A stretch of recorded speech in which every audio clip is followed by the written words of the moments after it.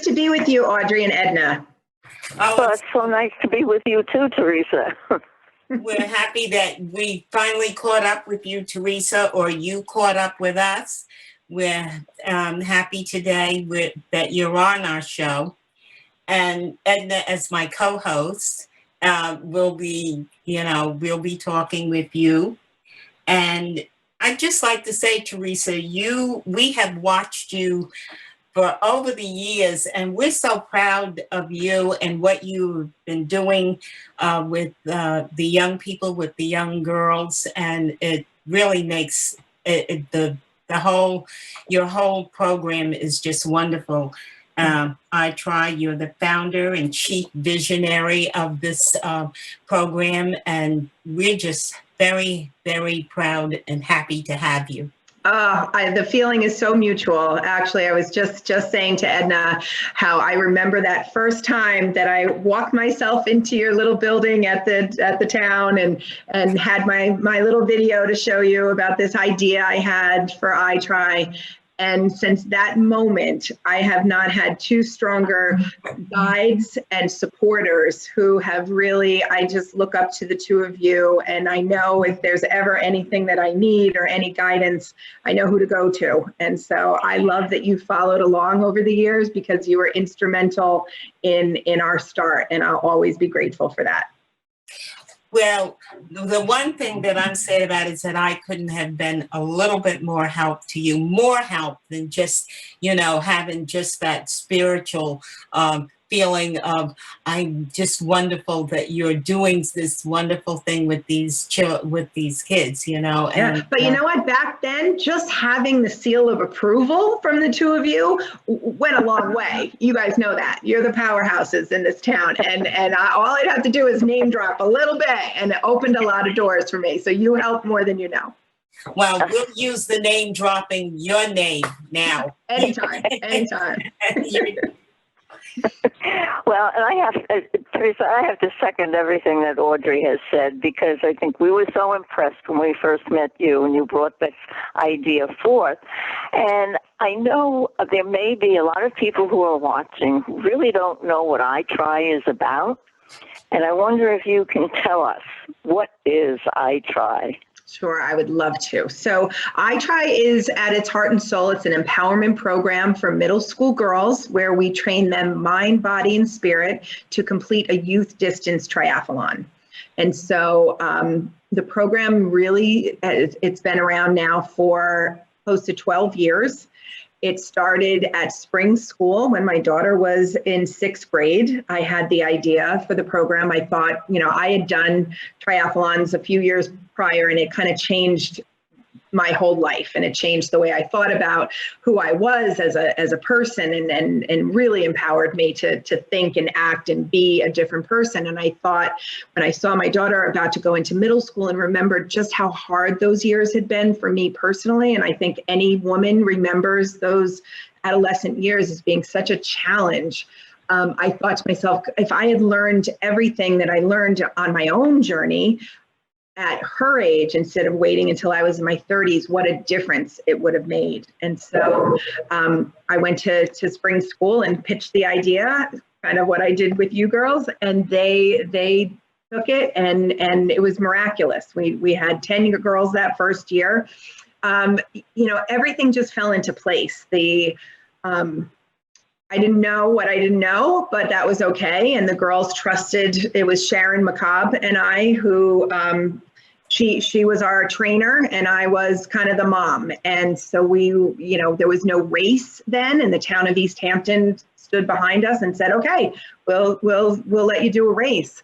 And the race was open to all kids. That's always been our thing. We train our iTry girls, but we believe in this sport. We believe that it's a lifetime. You teach, every kid just naturally, wants to be in the water. We live on an island. Every kid here should learn how to swim. So, it's swimming, it's biking, and it's running. And we wanted the race to always be open to any kid, 10 to 17. And then we train our girls to participate in it. And It's just been an amazing journey. That first year was so successful that we decided to do it again the next year, and it's just grown and grown. You guys are not going to believe this, but last year we had, at the beginning, before COVID hit, we were in 11 different schools from Montauk to Mastic, and we had 200 girls signed up. And it's extraordinary. This year is going to be a little different because of COVID, but we are expecting 300 girls. So it's just grown exponentially, and we couldn't be more thrilled. Wow. That's amazing. That's amazing, Theresa. And I'm just wondering, though, what is your goal in training the girls? You've talked about this before. What is it you're trying to help these girls achieve? Yeah, I mean, we've spent a lot of time thinking about that as an organization, and what it is that really is, what is that it factor that we have that has led to our success. And you know, Edna, it really comes down, and Evan Harrell was the one who really identified this when we did some work with him, and it all comes down to love. That's what we figured out. It's that our commitment to the girls. When I walk into a room of girls, when I hire new program people, I say to them, your job is to love these girls. That's it. Sharon, our coaches are amazing, and they will make sure that those girls know how to run, bike, and swim, or they will carry them across the finish line if need be. That's not it. It's that these girls need to feel loved, to feel seen, to be heard, to be given this big challenge that they, at the beginning, they don't believe for a second that they can do, and support them all along the way. What we're able to do is take a girl and identify what is special within her. And oftentimes, this is the first time that anybody's taken the time to get to know her or believe in her. And it changes everything. It changes the absolute trajectory of her entire life. Yeah, crossing the finish line is something that they forever have, but it's having someone there who believes that you can when you don't believe in yourself. And then what happens is those are the girls who have just been so transformed in the process that here we are 12 years later, and those girls are still involved in iTry. If I ask, we just did our big fundraiser. I don't know if you saw it on Thursday, but what we did was called a give-a-thon, and we were live on Facebook, Instagram, and YouTube from 9 in the morning until 7 at night. Our goal was to raise $200,000 by the end of the day. And every one of the girls that I asked to be a part of the day, every single one of them said yes. So some of the girls came in person. Some of them, Alana, who is one of our first girls, she's now, graduated college. She lives in Florida. She came on Instagram. Abby, my daughter, is now living in St. Louis. She came on. It's just they're always there. They got so much out of it that their only goal was to then empower the next generation of girls to be there for the next group of girls. And that's why it has been so strong. And that's the answer to your question. Wow. How do you, Theresa, how do the girls get involved in the program to begin with? How do you recruit the girls for the program? That's a great question. So we, our program is really designed for girls who we say who can benefit most. And we know that any girl can benefit, but a girl who, doesn't really believe in herself, doesn't believe she's an athlete, that this will be a big goal, a girl who's struggling, emotionally, or has self-esteem issues, maybe having some problems at home. Those are the girls who really get the most benefit from this program. And so we work really closely with the schools to help to identify those girls who can benefit most. And then they help us to recruit those girls. And so that's pretty much how we, and the other thing is, though, we never turn a girl away. So if there's a girl who's not selected to participate or invited to participate, and she decides she wants to do it, we always give her the chance. Is there a fee for the girls to participate? Absolutely not. So it is completely free to the girl and her family for all of the training, all of the equipment, all of the support. Everything she needs to be successful is provided free of charge. The one thing we do ask is that the family registers and pays for the race as sort of a sign of commitment, that they know that, you know, this program starts in February and runs through July. And so we found that, you know, it's only $45 to register for the race. If a family cannot afford it, we give them, you know, a scholarship for it, no questions asked. But we do ask that they make that kind of commitment to us. In the past, you know, we'll have families who say, okay, I can give you, you know, $10 a month. Would that work? And it's like, of course you can.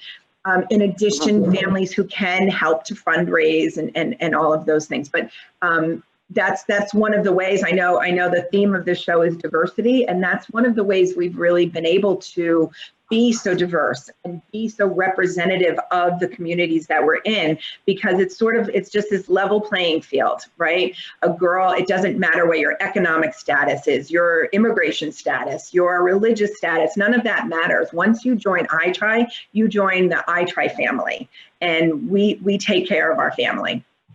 Oh, yeah, that's wonderful. And how what kinds of programs? I know you do more, you know, than just training them to be an athlete.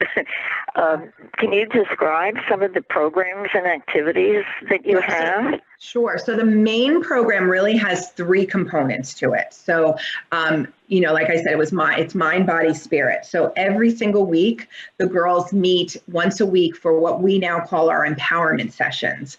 And those are really the emotional learning, that social emotional learning that's so important. We talk about body image, and we talk about social media, and we talk about visualizations and the power of positive thinking and affirmations and all of these things that they use to get to this goal of doing a triathlon. So that to me is the main component of what we do. The second is a fitness component. So those same days that they have the empowerment sessions, there's also a fitness session that goes along with it. And then that is, you know, it can be anything. Pre-COVID, we would do things like spin classes and Zumba and kickboxing and self-defense and all of these great experiences, so that the girls get to realize that fitness is fun. It's not always what you're doing in gym class, and it's a lifelong thing. And it's so much fun when you do it with others. We know that. It's like, oh, I gotta work out. But if you know you're doing something fun with your girlfriend, like a dance class, or, you know, it makes it really fun. And then so it sounds like you sound like there's an integration between the body, the mind, and the emotion. Absolutely, 100%. And social. Yeah, and that's what's proved to be so important, and that's really why we were so successful when COVID happened, because we were able to pivot so quickly. Our team was spectacular. And you know, our thing has been, right, the connection, the love, and the support. That's why girls come to iTry, and community meeting, you know, like they say things after the fact, like, this was the first time I felt like I was part of a group that accepted me. And that's, you know, and the fact that we were able to continue that in this, you know, new virtual Zoom space was amazing. It just, you know, what we were able to do. And one of the things we integrated into it was meditation. So at the end of each of our sessions, we would do this beautiful meditation where it was, you know, the colors of the rainbow that corresponded with their chakras. And whenever we got into the heart, I would ask them to think about those who they were concerned about. And we would, as a group, we would imagine all of these people all over the planet who needed our love. And we would actually feel us sending the love out into the world and covering their family or their friends that they were concerned about. Some of them had parents that they were worried were losing their jobs. And, you know, it was a very, very difficult time. And, you know, one of the main things that we teach in iTry is this, we use a metaphor. We use the metaphor of light. It's really your soul, right? So we say you came to this planet to be a light in the world, and that's your job, because the better you feel, the brighter your light is in the world. And so when you feel good, you affect that energy around you. So we, the girls were feeling helpless. Imagine you're 11 years old. That's the age of these girls. And, they're hearing things on the news, and their parents are stressed, and the grandmother's in the hospital. They can't see their friends anymore, and they can't, it was just really hard, and they felt helpless. And we get to say to them every single day that we meet them, hey, but wait, you have a job. What's your job? And they would say, oh, that's right. My job is to feel good. Why is it your job to feel good? Because when I feel good, my light is bright. And how does that help? Well, that helps my family to feel good. So now I have a purpose, and now I have something positive to focus on. And we would ask them, well, do you think it's working? And we were hearing, yeah, I can tell it's working. My father doesn't seem as stressed anymore. And yeah, you know what? When we send love to my grandmother who was in the hospital, it made a difference. She's home now and she's fine. And so it was just this beautiful group effort of keeping ourselves at this level of feeling good and realizing that it was important, that was our job. Right. That sounds wonderful. Audrey, I know you have a lot of questions too. Yeah, I have a few, but I'm telling you, Theresa, you've really answered a lot of the questions that we were going to ask you. You are terrific. But I just want to Audrey, I just want to say a couple of things is that how is it staffed? Are you staffed? Do you pay your staff and that kind of thing? How do you recruit, How do you recruit people to volunteer to help you? How do you do all those things to draw people from the community in to help you? Well, I mean, you live in this community, so we are blessed. We are so blessed by the energy and the resources of this community. To answer your first question, yes, all of and sometimes that's sometimes people hear, you're a nonprofit organization, and so they assume that it's all volunteer. That's never been the case with iTry. And we certainly love our volunteers. We love people to get involved.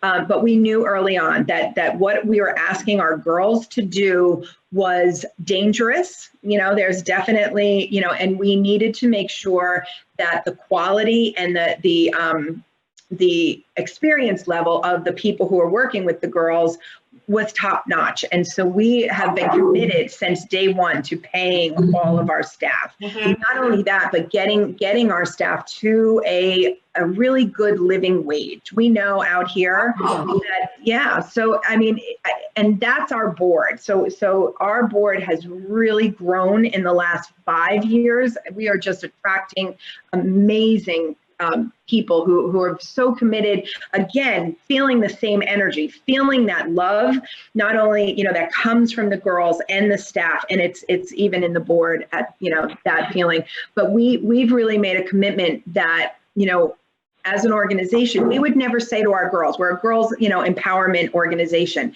We would never say, okay, work hard in school, go to college, and then take a job that you like, that you're having an impact in the world, but make less than you deserve. We would never, ever say that. But that's what we were asking our staff to do, basically, right? It's okay to like your job and to feel fulfilled, but you also deserve to be paid at a level that you can sustain yourself, and you don't have to work 4 other jobs in order to do this. And so we're not there yet, but our board is committed to that. And each year we are doing more and more to get there. And so that's one of the things now as the chief visionary officer that I'm the most proud of, because I'm able to recruit amazing people to be part of this group. And I think we're going to make a difference in nonprofit, because that's where the change is going to happen. It's organizations. It's not, we have to be the change. So is there a board of directors that you have as well? Yes, we have quite an impressive board of directors right now, led by two local women, Judy Carone and Linda Frankenbach, who have been on the board for quite a while. And we have, incredible, diverse board now. We have representation from, the Latina community, and we have a couple of men. And so it's really taken off. And we're always looking for, committed board members or committee members or volunteers to get involved. There's lots of ways. That's wonderful. How can how can our community support the work of iTry? How can what is it that we can do to help this wonderful program be known nationally all over the world, because it's such a good right. And you know what, Audrey, that's our goal, right? So after the first year, those first 10 girls, they came back after the first year, and we had a meeting, and we decided they were going to be the alumni council, and we said, okay, well, it needs a mission and a vision. What's your vision? And what they came up with was, we want iTry to grow to a point that any girl anywhere on the globe who can benefit will have that opportunity. And that has been the driving force behind everything we do ever since that moment. And it's been, it's grown slowly and surely, as it should. But we are really gearing up to a point where we're going to be able to bring this out into the world. And so, yes, anything anybody can do. If you know what iTry is, spread it around to your friends and family. When we launch, this year is going to be virtual again. So that means that if anybody watching has a girl in their life, or a granddaughter, or a niece, or a niece who's between the ages of 11 and 13, you can register. She can do iTry virtually this year. And so that's a big difference for us. So it really can be any girl, anywhere. Of course, we are a nonprofit organization, so our funding comes from donations and grants and things like that. So if you are generous and you want to donate, you can go to our website, itrygirls.org, itrygirls.org. There's always a way to get involved or donate. That's wonderful. I just want to ask you another question, is that I know that when we, a couple of years later, that you had ran into us and you said that you had received an award, and it was in Washington. And I thought that was just unbelievable that that you had gone all the way to Washington and received this award. So tell me about that. Well, yeah, you know what, that was amazing. But I'm actually going to tell you about another award that was even more extraordinary than that. Hold on to your horses. So, it must have been two and a half years ago, or 2 years ago. I got a phone call, and it was from the USA. It was from the USA Triathlon Board of Directors, and they said, "Can you hold on? We have representatives from Triathlon World, so people from all over the world who represent the sport of triathlon, like at the Olympic level. We have them who want to talk to you." I'm like, okay, all right. And they go, okay, Theresa, we have some exciting news to tell you. The Women's Committee of the International Triathlon Association has voted you as the Woman of the Year, and you will receive this award on September 11th, 2018 in Australia. Wow. Oh, wow. Yep. So I got an all-expense-paid trip to Australia.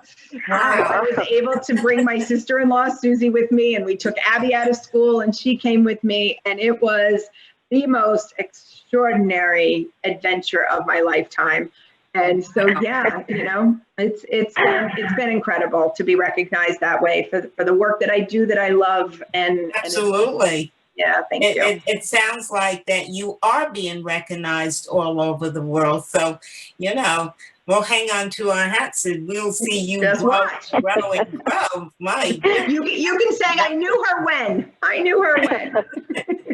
Oh, that's wonderful. Congratulations, Theresa. You deserve it You for really what you've do. done.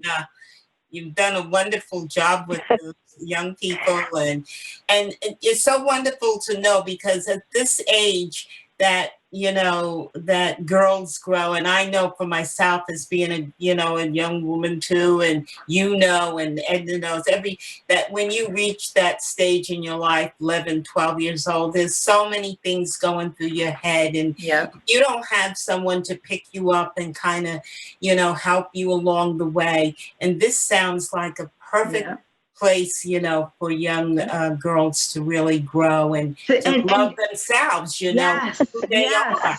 And to dream, and to dream, Audrey, right? We give them the space to dream and realize that they can be, do, or have anything. Yes. Right? The only thing that ever holds them back is their own beliefs that they can't be, do, or have anything. And if you can learn that at 11 years old, what a journey, what an exciting life you can have for yourself. And that's what I try is. It's wonderful.